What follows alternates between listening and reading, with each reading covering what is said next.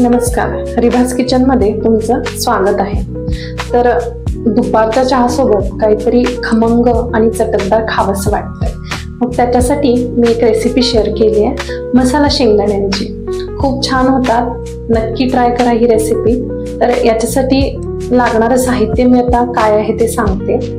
1 cup शेंगदाणे भाजून आणि त्याचे पोलं काढून मी इथं घेतलेले आहेत। आणि याच्यासाठी जो लागणारा मसाला आहे तो 1 चमचा लाल मिरची पावडर आणि 1 चमचा काळं मीठ आणि थोडीशी पिठी साखर। पिठी साखर ऑप्शनल आहे, तुम्हाला जर आवडत असेल तर तुम्ही घाला, पण याने खूप चव छान होते। 1 चमचा जिरेपूड आणि थोडीशी आमचूर पावडर। आमचूर पावडर सुद्धा आंबट असते, त्याच्यामुळे आपला मसाला छान आंबट, तिखट, गोड असा होतो। आणि हे सगळं आपण मिक्स करून घ्यायचं। खरं तर या मसाल्यामुळेच आपले शेंगदाणे खूप छान लागतात। आणि इथं मी थोडंसं आपलं साधं मीठ जे असतं ते सुद्धा घातलेलं आहे, एकदम थोडं घालायचं, कारण आपण काळं मीठ सुद्धा यात घातलेलं आहे। तर इथं कढई एक गरम करत ठेवली आहे मी।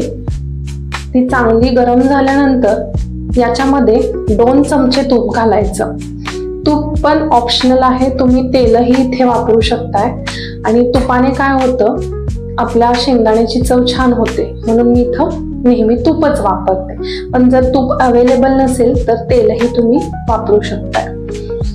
तर हे तूप वितळल्यानंतर आपण त्याच्यामध्ये जो मसाला तयार केलेला आहे तो घालायचा आणि छान भाजून घ्यायचा।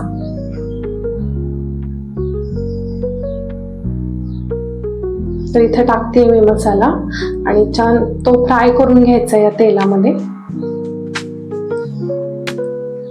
आणि हे मसाला शेंगदाणे तयार करण्यासाठी आपण अखंड मोठे शेंगदाणे वापरायचे। याने काय होतं की टेस्ट चांगली होते, आणि बारीक शेंगदाणे वापरले तर ते करपू शकतात, म्हणून मोठे शेंगदाणे साल काढून भाजून घ्यायचे। तर याच्यामध्ये 1 कप शेंगदाणे मी घातलेत आणि ते सगळं परतून घेते। परतून घेण्यासाठी 2 ते 3 मिनिटं वेळ लागतो आपल्याला, त्यानंतर शेंगदाणे आपले तयार होतात। चांगले परतून घ्यायचे। पहिल्यांदा आपण भाजून घेतलेच असतात, पण या कढईमध्ये भाजल्यानंतर तुपासोबत मसाल्यांसोबत त्याची चव सगळी उतरते आणि खुसखुशीत शेंगदाणे तयार होतात। 1 कप चहा अशा शेंगदाण्यासोबत जर असेल तर खूपच भारी। तर आता आपण डिश मध्ये शेंगदाणे काढून घेऊयात। जर तुम्ही कुठे ट्रिपला जाणार असाल तरी सुद्धा हे शेंगदाणे तुम्ही तयार करून सोबत घेऊ शकता। म्हणजे घरचं खाणं आपल्या सोबत असेल तर कायम चांगलं आहे आणि आरोग्यालाही आपल्या चांगलं आहे। ते लहान मुलांसाठी सुद्धा आपण जे पॅकेट फूड देतो त्याच्याऐवजी तुम्ही हा पदार्थ करून दिला तर चांगलाच आहे। आणि इव्हिनिंग स्नॅकला आपल्याला काहीतरी खायला हे लागतंच, त्यामुळं हा पदार्थ मी तुमच्याशी मुद्दामून शेअर केलाय। त्याच्यावर थोडासा बारीक चिरलेला कांदा आणि कोथिंबीर, तुम्हाला जर आवडत असेल तर पेरायचं त्याच्यावर कांदा आणि कोथिंबीर आणि खाऊन बघायचं। खूप मस्त चवदार आणि मसालेदार शेंगदाणे छान लागतात खायला। हा जर व्हिडिओ आवडला असेल तर प्लीज लाईक आणि सबस्क्राईब करायला विसरू नका।